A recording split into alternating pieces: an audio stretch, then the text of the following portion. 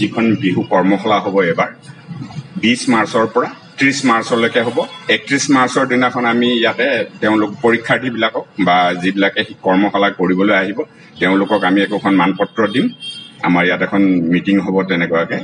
তেওঁলে এজন বিশিষ্ট ঢুলীয়া বা ঢোলবাদক এজনক নিমন্ত্ৰণ কৰা হ'ব, তেওঁৰ হাতেৰে অৰ্পণ কৰা হ'ব।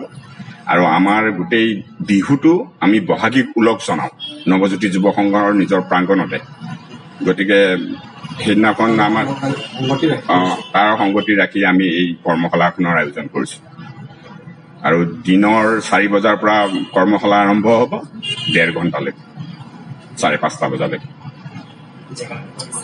স্থানটো আমাৰ নিজৰ প্ৰাংগণত নৱজ্যোতি যুৱ সংঘৰ প্ৰাংগণতে হ'ব হেঙেৰাবাৰী।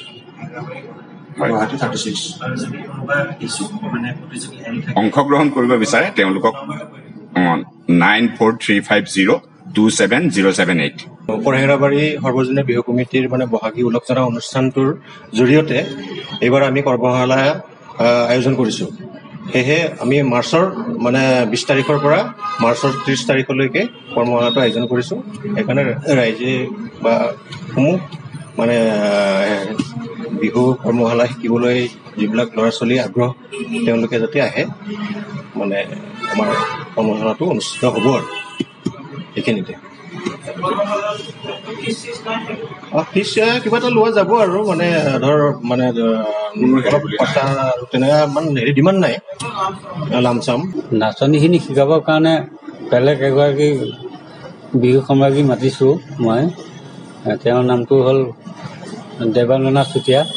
তেওঁ আহিব, তেওঁ উদ্বোধন কৰি দিব। বাকীখিনি আমাৰ আৰু এগৰাকী মাতিছোঁ বিহুৱতী, তেওঁ এনে মুনু বুলি মাতো আৰু তেওঁ তাইও আহিব। যে ঢুলীয়াখিনি মোৰ ষ্টুডেণ্টে থাকিব গোটেই। বাকীখিনি কেনেকৈ চলাই নিব লাগে সেইখিনি মই দেখাম ভালমতে। সেইখিনি হ'ব। সময়টো আমি 20 মাৰ্চৰ পৰা দিছোঁ। সময়টো আমি 4 বজাৰ পৰা দিয়া হ'ব 2 ঘণ্টা।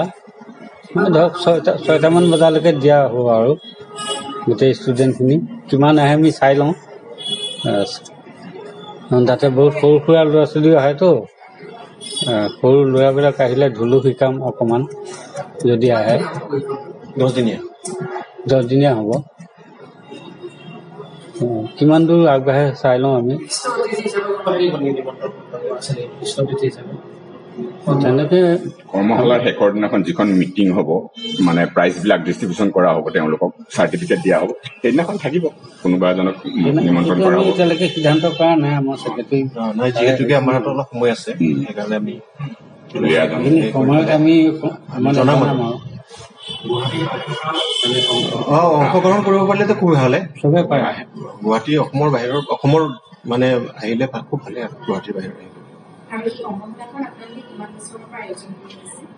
আমিতো কৰি আহিছো, কিন্তু মাজত আমাৰ হেৰি হৈ গৈছিল, কভিডত 2 বছৰ বন্ধ হ'ব। যোৱা বছৰৰ পৰা আকৌ আৰম্ভ কৰিছো আৰু এই বছৰো আমি পদক্ষেপেই লৈছো।